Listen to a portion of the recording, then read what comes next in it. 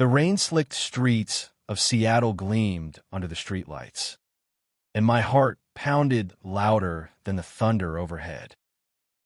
I stood outside the quaint, ivy-covered cafe, clutching a bouquet of wildflowers, waiting for Ethan, the man who turned my world upside down in the best way possible. But tonight, I wasn't just meeting him, I was meeting her, his girlfriend, Lily, and her father, who'd insisted on this dinner to get to know me. I'm Charles, 24, a graphic designer with a knack for falling into situations that feel like they belong in a movie. Ethan, my best friend and secret crush for years. I've been dating Lily for 6 months. She was sweet, vibrant, and completely unaware that Ethan's late-night confessions to me weren't just friendly banter, but a slow-burning fire neither of us could ignore. We'd never crossed the line, not yet, but every stolen glance, every brush of his hand, felt like a promise we were too scared to keep. The cafe doors swung open, and there he was, Ethan, all golden hair and easy charm, his gray sweater hugging his frame just right. "Charles, you made it," he said, his voice warm but laced with something nervous, something new. Lily followed, her auburn curls bouncing as she waved me over. Her father, Mr. Hargrove, loomed behind her, a broad-shouldered man with a gaze sharp enough to cut glass. I forced a smile, my stomach twisting. This wasn't just dinner. It was a test. We settled into a booth, the air thick with the scent of fresh coffee and the weight of unspoken truths. Lily chatted animatedly about her art gallery job, oblivious to the way Ethan's knee kept brushing mine under the table. Mr. Hargrove watched us like a hawk, his silence more unsettling than any question. I tried to focus on the menu, but my mind was on Ethan, on the night 2 weeks ago when he'd shown up at my apartment. Eyes wild, saying, "I don't know what I'm doing anymore. Charles, I just know I need you. Charles, Mr." Hargrove's voice snapped me back to the present. You and Ethan seemed close. His tone was neutral, but his eyes weren't. They were searching, probing, like he could see the secrets I was barely holding together. I nodded, muttering something about being friends since college, but my voice sounded thin, unconvincing. Dinner dragged on, each bite of my pasta tasting like cardboard. Ethan kept the conversation light, deflecting with stories about our old hiking trips. But I could feel Mr. Hargrove's scrutiny. Lily, bless her, was too caught up in her own enthusiasm to notice the tension. As the meal wound down, Mr. Hargrove leaned back, folding his arms. "Charles, mind stepping outside with me for a moment? Just a quick chat." My heart stopped. Ethan's eyes flicked to mine, wide with panic, but he couldn't say anything without raising suspicion. I nodded, forcing my legs to move as I followed Mr. Hargrove out into the chilly Seattle night. The rain had stopped, leaving the air damp and heavy. He didn't waste time. "You're in love with him, aren't you?" he said, his voice low, not accusing but certain. I froze, my breath catching in my throat. The world tilted, the streetlights blurring as I scrambled for a response. "Sir," I started, but he held up a hand, his expression unreadable. "Don't lie to me, son. I've seen the way you look at him. The way he looks at you." He stepped closer, his voice dropping to a whisper. "What I need to know is what you're going to do about it." I stood there, shaking, the bouquet still clutched in my hand, petals wilting in the damp air. This wasn't just a conversation, it was a reckoning. And I had no idea how to answer. The next hour passed in a blur. Back inside, I barely registered Lily's cheerful goodbye or Ethan's worried glance as we parted ways. My mind was stuck on Mr. Hargrove's words, replaying them like a broken record.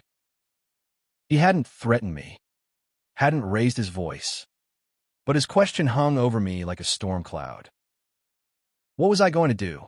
I walked home through Pike Place Market, the usual bustle of vendors and tourists fading into background noise. Ethan and I had been dancing around this for years, friends who were more than friends, tethered by a connection neither of us could name. But now, with Lily in the picture and her father's piercing gaze, the stakes felt higher than ever. When I got to my apartment, my phone buzzed. A text from Ethan. "You okay?" What did he say? I stared at the screen, my fingers hovering over the keyboard.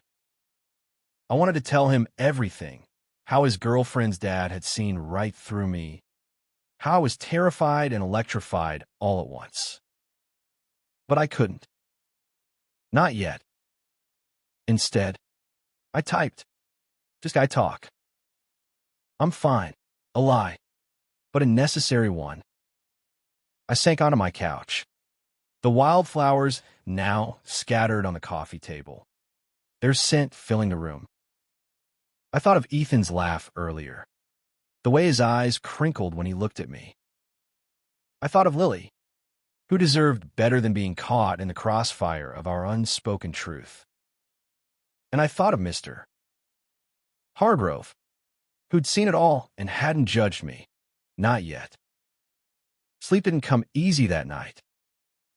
I lay awake, staring at the ceiling, wondering how I'd gotten here, a small-town kid from Oregon, now tangled in a love story that felt like it could break me. But one thing was clear, whatever happened next, there was no going back. The next morning, Seattle woke up under a blanket of fog, the kind that makes everything feel like a dream you're not sure you want to wake from. I stood at my kitchen counter, nursing a coffee that had gone cold, replaying Mr. Hargrove's words for the 100th time. What are you going to do about it? The question wasn't just about me. It was about Ethan, about Lily, about the fragile balance we'd all been tiptoeing around. My phone buzzed again, Ethan's name lighting up the screen. Meet me at the park. Need to talk. My heart did a somersault. The park, our park, where we'd spent countless afternoons tossing a frisbee, sharing secrets, pretending the world wasn't watching. I threw on a jacket and headed out, the fog curling around me like a warning. Ethan was already there when I arrived, sitting on our usual bench by Lake Union, his blonde hair damp from the mist. He looked different today, tired. Maybe we're just carrying the same weight I was. "Charles," he said as I sat down, his voice softer than usual. "What happened last night? With Lily's dad?" I hesitated, my pulse racing. I could lie again, brush it off, keep the peace. But looking into his eyes, those warm, hazel eyes that always saw right through me, I couldn't. "He knows." "Ethan," I said, my voice barely above a whisper. "He knows how I feel about you." Ethan's face went pale, his hands clenching in his lap. "What did he say? Did he threaten you?" There was a protective edge to his voice, one that made my chest ache. "No," I said, shaking my head. "He just asked what I was going to do about it." Like he was waiting for me to decide something. I swallowed hard, the words burning my throat. "Ethan, what are we doing?" He didn't answer right away. Instead, he looked out at the lake, where the water was so still it mirrored the gray sky. "I don't know," he finally said. I love Lily. She's good. You know, she's safe. But you, he turned to me, his eyes raw with something I'd only seen in fleeting moments. You're different. You're everything. The air between us crackled, heavy with all the things we'd never said. I wanted to reach for him, to close the gap that had always been there. But fear held me back. You can't say that and stay with her, I said, my voice breaking. It's not fair to any of us. I know, he whispered, his hand brushing mine on the bench. Just for a second, but it was enough to send a jolt through me. I need time. Charles, I'm not ready to lose you, but I'm not ready to hurt her either. We sat in silence, the fog wrapping us in a cocoon where the rest of the world didn't exist. But did exist Lily, her father, the expectations we were both drowning under. When we finally stood to leave, Ethan pulled me into a hug, his arms strong and warm, his breath against my ear. I'll figure this out, he promised. Just don't give up on me. I didn't know how to respond, so I just held on, memorizing the feel of him, terrified it might be the last time. That week, I threw myself into work, designing logos for a new client to keep my mind off Ethan. But every notification on my phone made my heart leap, hoping it was him with an answer, a decision, anything. Instead, it was Lily, inviting me to a gallery opening she was hosting. It'll be fun, her text read, all exclamation points and emojis. I wanted to say no, to avoid the mess we were all tangled in, but guilt gnawed at me. She didn't deserve to be caught in the middle. The gallery was in Capitol Hill, a sleek space filled with abstract paintings and the hum of artsy types sipping wine. Lily greeted me with a hug, her energy as bright as ever. Charles, I'm so glad you came, she said, linking her arm through mine. Ethan was there too, looking unfairly handsome in a black button-up, but his smile didn't reach his eyes. We played our parts, friends, nothing more, but every time our eyes met, it was like a secret conversation no one else could hear. Halfway through the evening, Mr. Hargrove appeared, his presence as commanding as ever. He nodded at me, a silent acknowledgement of our last conversation. My stomach churned, but I forced myself to mingle, to act normal. That's when I saw Ethan slip out to the balcony, his silhouette framed against the city lights. I followed, unable to stop myself. Charles, he said as I stepped outside, his voice low. Urgent. I can't keep doing this. Pretending I'm okay when I'm not. He stepped closer, close enough that I could smell his cologne, feel the heat of him. I told Lily I needed to talk to her tonight. About us. My breath caught. Us, I echoed, hope and fear colliding in my chest. Before he could answer, the balcony door opened, and Lily stepped out, her smile faltering as she saw us. Everything okay? She asked, her voice light but her eyes sharp. Ethan froze, and in that moment, I knew we were on the edge of something that could break us all. The balcony felt like a stage, and we were actors in a play no one had rehearsed. Lily's question hung in the air, her eyes darting between Ethan and me, searching for answers we weren't ready to give. I wanted to disappear, to slip back into the gallery and pretend this moment wasn't happening. But Ethan's hand grazed mine, a silent plea to stay. Lily, Ethan started, his voice unsteady but resolute. We need to talk. Alone. His words were soft, but they carried the weight of a confession. My heart pounded, each beat screaming at me to run, to stay, to do something. Lily's smile faded, replaced by a flicker of confusion, then suspicion.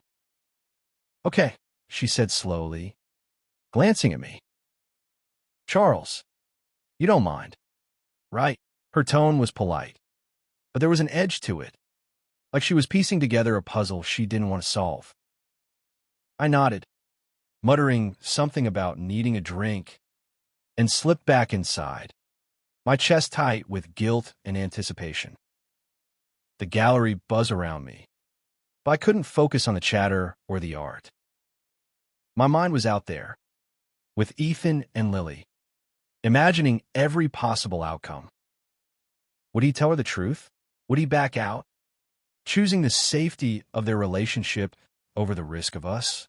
I grabbed a glass of wine from a passing tray, the liquid trembling in my hand. Mr. Hargrove found me before I could take a sip. "Charles," he said, his voice low, almost gentle. "You look like you're carrying the world on your shoulders." He gestured to a quiet corner, and I followed, too rattled to protest. "What's happening out there?" he asked, nodding toward the balcony. I swallowed hard, my throat dry. "Ethan's talking to Lily," I said, the words feeling like a betrayal. He might be telling her about us." The admission slipped out before I could stop it, raw and unfiltered. Mr. Hargrove didn't flinch. Instead, he leaned back, studying me like I was one of the paintings on the wall. "You're a good kid, Charles," he said, surprising me. "But love like this, it's messy. It's not just about you and him. It's about her, too." His words weren't harsh, but they cut deep, reminding me of the collateral damage I'd been trying to ignore. "I know," I whispered, my voice breaking. "I don't want to hurt her. But I can't stop feeling this way." He nodded, his expression softening. "I don't envy you. But whatever happens, be honest. With him, with her, with yourself." He clapped a hand on my shoulder, a gesture that felt more like support than judgment, and walked away, leaving me alone with my thoughts. The rest of the night was a blur. Ethan and Lily didn't return to the gallery, and I left early, unable to stand the uncertainty. Back at my apartment, I paced, checking my phone every few minutes. No messages, no calls, just silence, heavy and suffocating. Finally, at midnight, my phone lit up with Ethan's name. I answered on the first ring, my heart in my throat. "Charles," he said, his voice thick with emotion. I told her everything." I sank onto the couch, my mind racing. "Everything?" I asked, barely breathing. "About us. About how I feel about you. How I've always felt." He paused, and I could hear the weight of his words. The cost of them. She's devastated, Charles. But she deserved the truth. I closed my eyes, relief and guilt crashing over me like a wave. "What now?" I asked, my voice barely audible. "I don't know," he admitted. "She needs time. I need time. But I meant what I said at the park. I'm not giving up on you."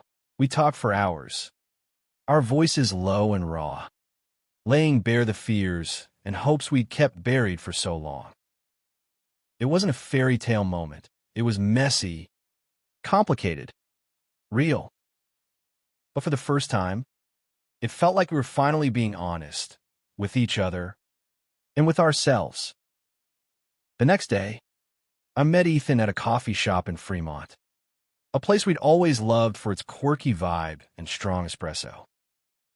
He looked exhausted, his eyes shadowed, but there was a lightness to him like a weight had been lifted. "Lily's moving out," he said, stirring his coffee absently. "She's going to stay with her sister for a while. She didn't hate me, Charles. But she's hurt." I nodded, my own guilt mirrored in his words. "In your heart?" I asked, almost afraid of the answer. He reached across the table, his hand covering mine. "It's here," he said simply, his touch grounding me in a way nothing else could. "It's always been here." The weeks that followed were a delicate dance of hope and hesitation. Ethan and I were no longer hiding, but we weren't rushing into anything either. The ghost of his relationship with Lily lingered, a reminder that love, even when honest, leaves scars. We spent our days exploring Seattle together, wandering through bookstores in Pioneer Square, sharing pastries at Pike Place, stealing kisses in the shadow of the Space Needle. But every moment of joy came with a question: could we really build something real on the ashes of what came before?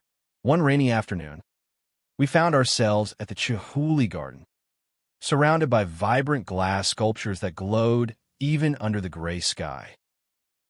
Ethan's hand was warm in mine, his laughter soft as he pointed out a sculpture that looked like a burst of fire. "This is us," he said, his voice playful but earnest. "Bright, messy, beautiful." I smiled, but my chest tightened. "Are we, though?" I asked, the words slipping out before I could stop them. "Beautiful? I mean, or are we just reckless?" Ethan's face softened, and he pulled me close, his arms a shield against the drizzle. "We're both," he said, "and I'm okay with that." "Are you?" I wanted to say yes, to believe we could be enough for each other. But doubt gnawed at me, doubt about Lily, about Mr. Hargrove, about whether I deserved this happiness. "I'm trying," I said honestly, and he kissed my forehead, a silent promise that we'd figure it out together. That evening, I got a call from an unexpected number. "Charles, it's Lily," the voice said, calm but firm. My stomach dropped. I hadn't spoken to her since the gallery, and the thought of facing her now made my palms sweat. "I'd like to meet," she said. "Just you and me." "Can you do that?" I agreed, my heart racing as I suggested a neutral spot, a small diner in Belltown. When I arrived, Lily was already there, her auburn curls tucked under a beanie, her eyes tired but clear. She didn't smile, but she didn't look angry either. "Thanks for coming," she said as I slid into the booth. "I owe you an apology," I started, but she held up a hand. "You don't," she said. "Not really. Ethan told me everything, how long he's been struggling, how much you mean to him. I'm not going to lie. It hurts. But I'm not here to blame you." I stared at her, stunned by her grace. "Then why are you here?" I asked, my voice barely above a whisper. "To understand," she said simply, "and to let you know I'm okay. I'll be okay." "But Charles," she leaned forward, her eyes locking onto mine. "He's worth it. Don't let fear ruin this." Her words hit me like a freight train, not because they were harsh, but because they were kind. She was letting go, not just of Ethan, but of the pain we'd caused her. I left the diner shaken, her strength humbling me in ways I hadn't expected. When I told Ethan about the meeting, he was quiet for a long time. "She's incredible," he said finally, his voice thick with emotion. "And so are you." He pulled me into his arms, and for the first time, I let myself believe we might actually make it. As spring turned to summer, Ethan and I found a rhythm. We were cautious at first, testing the waters of this new, fragile thing between us. But with each passing day, it felt more real, more ours. We'd spend evenings cooking in my tiny apartment, laughing over burnt pasta and stolen kisses, or hiking in the Cascades, where the world felt big enough to hold all our dreams. But life has a way of throwing curveballs. One Saturday, as we were sprawled on a blanket at Gasworks Park, Ethan's phone rang. It was Mr. Hargrove. He wants to see us, Ethan said, his brow furrowing.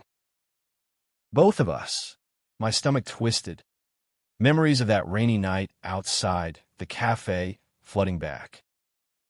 What does he want? I asked, trying to keep my voice steady. I don't know, Ethan admitted.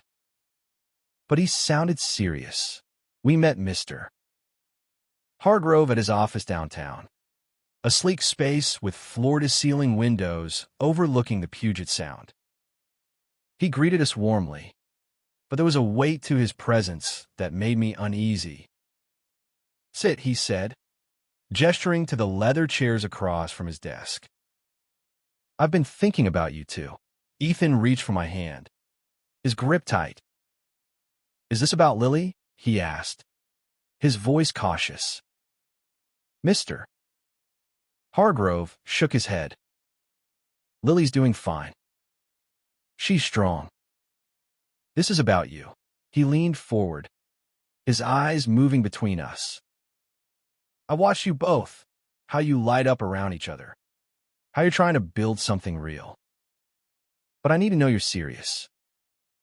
Because love like this, it's not easy. Not in this world. His words weren't a threat, but they carried a challenge. He wasn't just Lily's father anymore.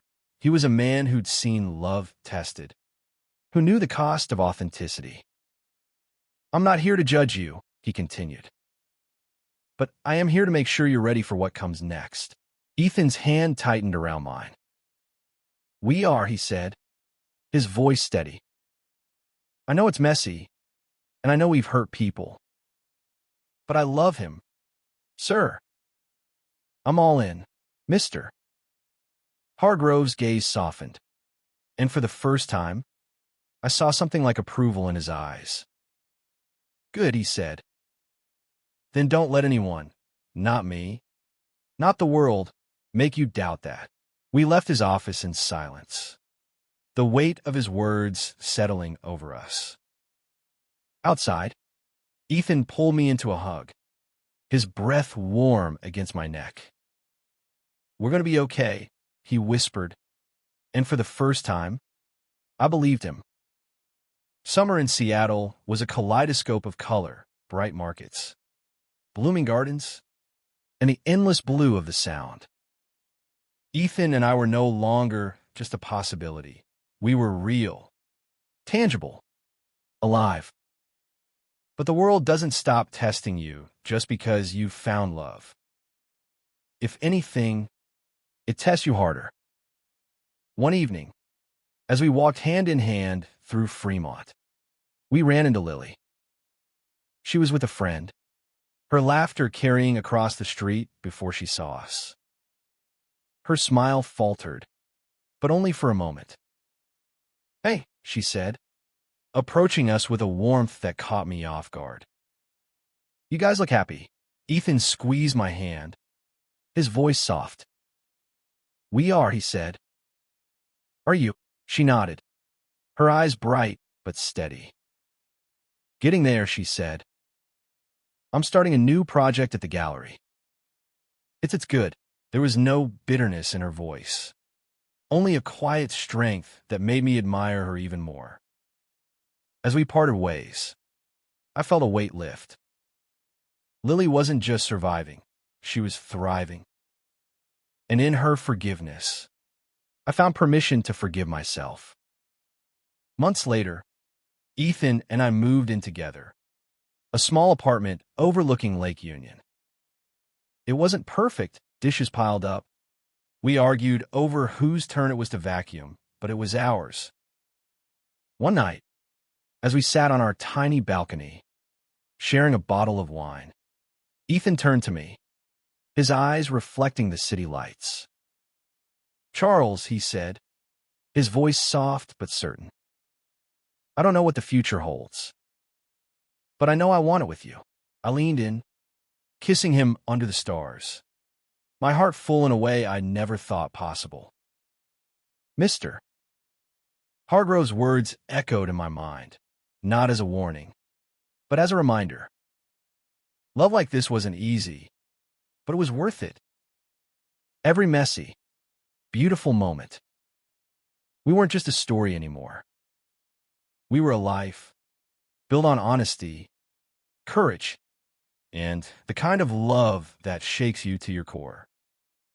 And as I held Ethan close, I knew we'd face whatever came next together.